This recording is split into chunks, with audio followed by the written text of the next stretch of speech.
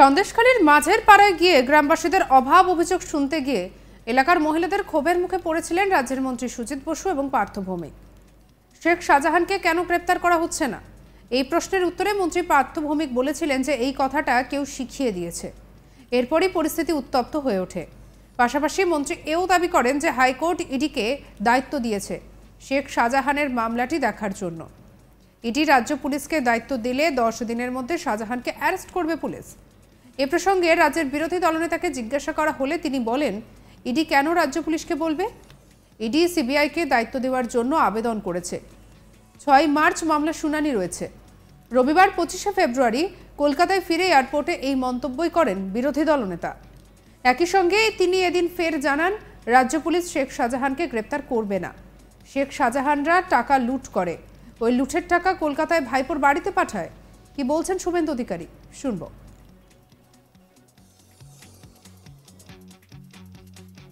ED কেন বলবে রাজ্য পুলিশকে?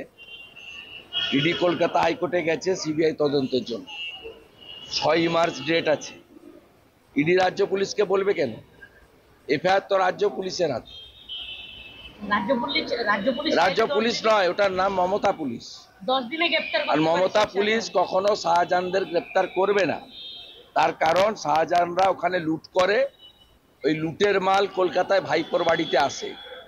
আর শাহজাহানরা মানুষকে শুধু ইজ্জত নেয়নি, মা বোনেদের ভোট দিতে দেয়নি। আমি যেদিন গেছিলাম সারাদিন ছিলাম, টিভিতে দেখেছেন আপনারা। 2013 সালের পরে 23 সাল পর্যন্ত কি পঞ্চায়েত, কি লোকসভা, কি বিধানসভা, কোনো ভোটে সন্দেশখালী, হিঙ্গলগঞ্জ, গোসাবা, বাসন্তী, এই পুরো সুন্দরবন এলাকার বিশেষ করে হিন্দু ভোটাররা, শিডিউল কাস্ট ভোটাররা, ট্রাইবেল ভোটাররা কেউ ভোট দিতে পারেনি, ভোট দিতে দেওয়া হয়নি। হাতে কালি লাগিয়ে দেওয়া হয়, আর পঞ্চায়েতে নমিনেশন করতে দেওয়া হয় না। এরা ভোট লুট করেছে, গণতন্ত্র লুট করেছে, আমাদের পৃথিবীর আলো যে দেখিয়েছে মায়েদের ইজ্জত লুট করেছে, জমি লুট করেছে, কি বাকি রেখেছে বলুন? আর নরেন্দ্র মোদীজি যত স্কিম করেছেন, শৌচালয় থেকে আবাস যোজনা, একটা স্কিমও কোনো মানুষ সেখানে পায়নি, সব লুট করে নিয়েছে শাহজাহানরা। ছোট ছোট ক্যাম্প করে পুলিশ অভিযোগ শুনছে এবার গ্রামবাসীদের। ওসব ড্যামেজ কন্ট্রোল কিছু হবে না, কারণ এখন রাজ্য সভাপতি তো সুব্রত বক্সি নয়, রাজ্য সভাপতির নাম হচ্ছে রাজীব কুমার। সুজিত বসু এবং পার্থ ভৌমিক ওরা এমন কোন দলের নেতা নয় যে আমাকে উত্তর দিতে হবে। আমি এই কর্মচারীদের মালিক মমতা ব্যানার্জিকে হারিয়েছি। আপনাকে বলে দিচ্ছি, 11-র আগে বলা হতো ভুলতে পারি নিজের নাম, ভুলবো না কো নন্দীগ্রাম। এখন সবাই বলছে সন্দেশখালী করবে চোর মমতার চেয়ার খালি। প্রসঙ্গত, শনিবার 24শে ফেব্রুয়ারি দ্বিতীয় দফায় সন্দেশখালীতে গিয়ে গ্রামের মহিলাদের ক্ষোভের মুখে পড়লেন রাজ্যের 2 মন্ত্রী সুজিত বসু এবং পার্থ ভৌমিক। এদিন ক্ষুব্ধ মহিলারা মন্ত্রীদের হাতের কাছে পেয়ে জিজ্ঞাসা করেন যে শেখ শাহজাহানকে কেন ধরছে না পুলিশ। এই সময় কিছুটা হলে অসহিষ্ণু হয়ে পড়েন মন্ত্রী পার্থ ভৌমিক। তিনি সোজাসুজি বলেন যে এই প্রশ্নটা নিশ্চয়ই আপনাদেরকে কেউ শিখিয়ে দিয়েছে। কি বলছেন পার্থ ভৌমিক, শুনুন। আমরা দেখে নেব। আরে ছেড়ে দিন না, আইনের ব্যাপারটা আইনে হবে। আপনাকে তো আইনে হচ্ছে তো। আচ্ছা দাঁড়ান, আমি ওনাকে, উনি শাহজাহান নিয়ে পড়ে রয়েছে, কেউ শিখিয়ে দিচ্ছে। আমি শুনতে হবে,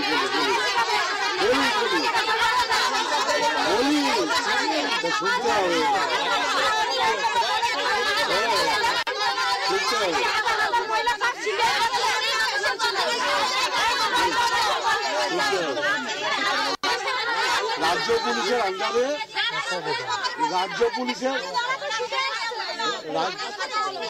রাজ্য পুলিশের আন্ডারে শিবু এবং উত্তম গ্রেপ্তার হয়েছে। শাহজাহানের বিরুদ্ধে কেস করেছে ইডি।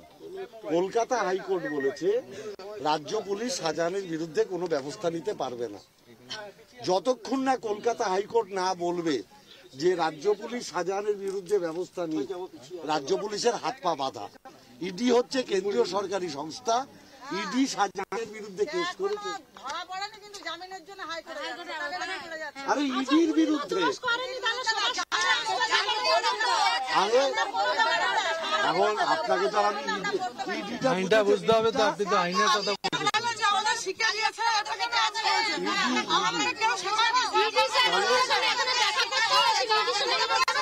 আরে আপনাকে তাহলে তো বুঝতে হবে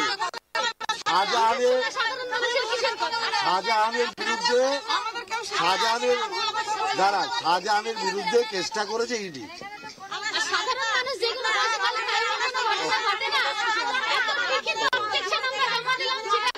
ওটা আপনার চুপ করলে বলবো।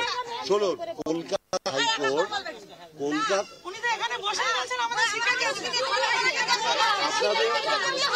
আমি আপনাদের কাউকে বলি, কলকাতা হাইকোর্ট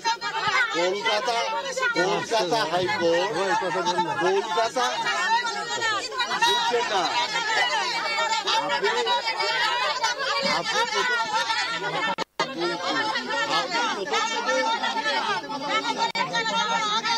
বাপ্পা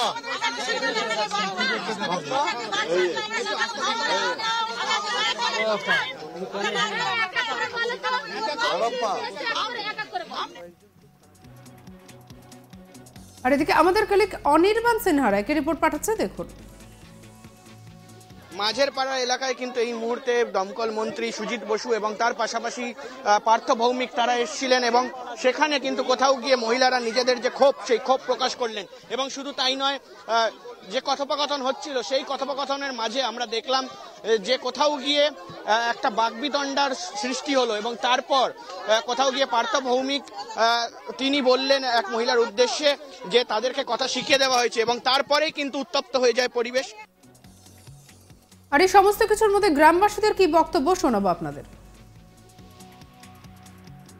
নাটকার তো সব জায়গায় নাটক করেই বেড়ান, ওনাকে মন্দিরই বলে কি করে আমরা সম্মান জানাবো? আমরা কি মায়ের কোলে দুধ খাই যে আমরা সেখানে কথা বলবো? আমাদের আমরা কি বোকা? সন্দেশখালীর মানুষকে এতই বোকা? তাহলে তারা আন্দোলনে নামতো না এইভাবে। হাইকোর্টের থেকে ইডি বলেছে ওনাদের কিছু করার ক্ষমতা নাই। এখন ইডির আলোচনা হবে কি করে? সায়ান্সের কথা বলেছি, মন্ত্রী যদি বলে, একজন মন্ত্রী যদি বলে যে আপনাদেরকে কেউ শিখিয়ে পাঠিয়েছে, তাহলে মন্ত্রীরা কি আমাদের নিরাপত্তা দেবে? ওই জন্য তো কোনো নিরাপত্তা দিল না, চলে গেল। নিজেদের নিরাপত্তার জন্য মিছিলে বেরোলে আজকে আমাদের বলবে বহিরাগত, কিন্তু আজকে মিছিলের জন্য, পার্টির মিটিং এর জন্য লোক পার করেছে ঘাটে। সন্দেশখালীর লোক এখানে ছিল না, বাইরের লোক এনেছে। 144 এর মধ্যে কিভাবে এইভাবে বাইরের লোকেরা আসতে পারে?